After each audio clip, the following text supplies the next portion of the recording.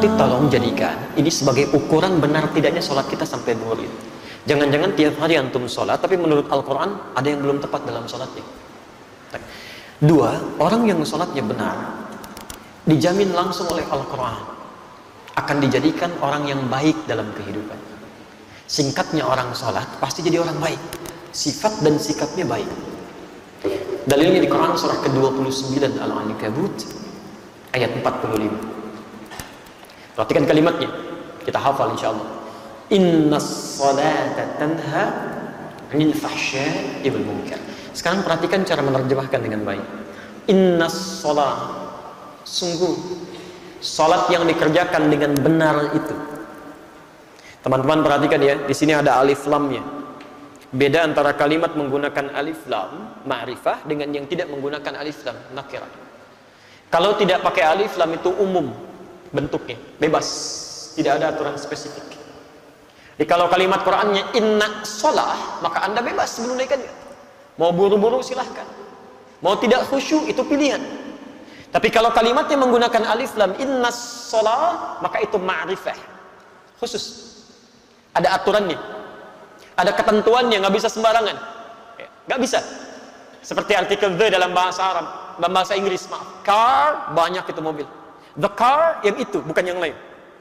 Dan semua kalimat salat dalam Al-Quran yang bermakna ibadah, itu semuanya menggunakan alif lam. Silahkan cek. Kalimat salat pertama Al-Baqarah ayat 3, posisi paling kiri pertengahan. Alladzina yu'minuna bil ghaib wa yuqimunas shalah.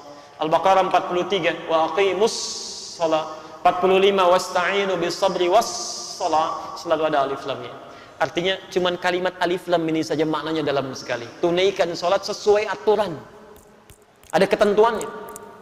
Sahabat Nabi hidup di zaman Nabi, salat di samping Nabi, di masjid Nabi. Kemudian ketika salat keluar dari aturan, belum maksimal belajarnya, kata Nabi ulangi salatnya. Di sahabat saja diminta diulang, apalagi yang bukan sahabat, jauh dari Nabi, bukan tetangga Nabi, hidup bukan di zaman Nabi, salatnya bukan di masjid Nabi. Merasa aman dengan salatnya itu mustahil. Nah sekarang kalau anda benar menunaikan salatnya, lihat kalimatnya. Maka salat yang dikerjakan itu tanha 'anil fahsya'i wal munkar. Dia akan mencegah pelakunya dari dua sumber keburukan. Mohon maaf, kalau ada orang buruk, itu sebabnya cuma dua. Orang yang sifat dan sikapnya buruk cuma dua sumbernya, tidak ada yang ketiga. Satu, fahsya, keburukan yang bersumber dari syahwat. Ya. Kata-kata jorok, kotor, pornografi, porno aksi, itu fahsya. Jadi mustahil kalau ada orang sholat, maaf, lisannya masih bisa berkata-kata kotor, itu mustahil. Kalau ada orang tidak sholat, kata-katanya kotor, dia nggak sholat. Yang aneh itu orang sholat, kata-katanya masih kotor. Itu yang keliru, pasti ada yang salah dalam sholatnya. Orang sholat, pandangannya masih tidak teratur, semua dilihat, pasti ada yang salah itu. Mungkar, keburukan yang diingkari oleh hati, sumbernya nafsu perut dan akal. Mencuri itu mungkar, korupsi itu mungkar, berselisih itu mungkar, merampok mungkar, membunuh itu mungkar. Tingkat kemungkaran paling tinggi, yang balasannya neraka jahanam itu. Apalagi membunuh orang-orang beriman itu ya, itu jelas kalimatnya langsung. Ya, Quran surah ke-4 An-Nisa ayat 93, posisi paling kanan di pertengahan. Hati-hati. Ya. Hati-hati, wa may yaqtul mu'minan muta'ammida. Siapa yang sengaja merencanakan pembunuhan terhadap seorang beriman, satu saja nyawa orang beriman tumpah, fajaza'uhu jahannam, maka tempatnya di neraka jahanam orang itu. Wa ghadiballahu alaihi, Allah murka pada orang itu. Wa la'anahu, dan dilaknat oleh Allah. Wa 'adda lahu 'adzaban 'azima, dan disediakan siksa yang berlipat. Bahkan orang-orang semacam ini, maaf, pernah dengar masuk surga tanpa hisab? Nah, orang-orang semacam ini masuk neraka tanpa hisab. Ada di Quran surah 18 ayat 100 sampai 101, posisi paling kiri di pertengahan di atas.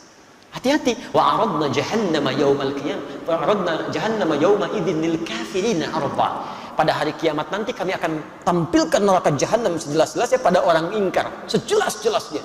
Kalau dalam bahasa kita, itu kan ada orang sibuk nanti memikirkan kitabnya, ada yang terima tangan kanan, ada yang di belakang punggungnya. Tiba-tiba ada orang-orang yang Allahu Akbar, kita di mana ya? Kita di mana nanti kitabnya? Allah sampaikan, wa aradna jahannama yauma idzin kafirina arba. Kamu nggak usah banyak mikir ya, tempat kamu di sini neraka jahanam. Nanti langsung masuk aja ke situ. langsung. Ya. Dan bukan cuma kafirin saja, karena ayat 101-nya menunjukkan orang-orang yang diberikan penglihatan gak mau lihat dia, diberikan pendengaran gak mau mendengar yang baik-baik. Alladzina kanat a'yunuhum fi ghita'in 'an dzikri wa kanu la yastati'una as-sam'a. Bahkan di antara mereka ada orang yang munafik, tahu ayat-ayat Allah tapi diingkari isinya dan melakukan maksiat dengan paham ayat-ayatnya. Itu masuk neraka duluan dibandingkan orang kafir. Quran surah keempat ayat 140, posisi paling kiri sebelah bawah di pojok. Hati-hati. Waqad nazzala 'alaikum fil kitabi an idza sami'tum ayatillahi yughfaru biha wa yustahza'u biha fala taq'udu ma'ahum hatta yakhudu fi haditsin ghairi innakum idzan mithluhum. Ujungnya innallaha jami'ul munafiqina wal kafirina fi jahannam jami'a. Allah akan ambil orang munafik duluan masuk ke dalam neraka jahannam, baru orang kafir.